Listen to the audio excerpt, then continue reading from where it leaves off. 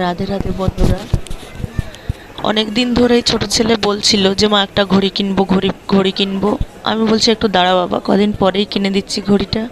তো ফাইনালি চলে আসলাম একটা মলে।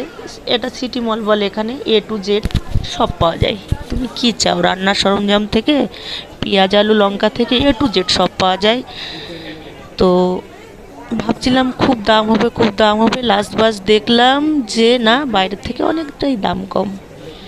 আমার ছেলেরা বলেছে ঠিকই, দুটো ছেলের উদ্দেশ্যেই বলছি, এরা কোনোদিন বাহানা করেনি। এদের ছেলের মতো ছেলে হয় না, কিন্তু আমরা যে আমাদের সাধ্যের মধ্যে এদের স্বপ্ন পূরণ করার চেষ্টা করি, ওরা কতটা বোঝে সে ওরাই বলতে পারবে।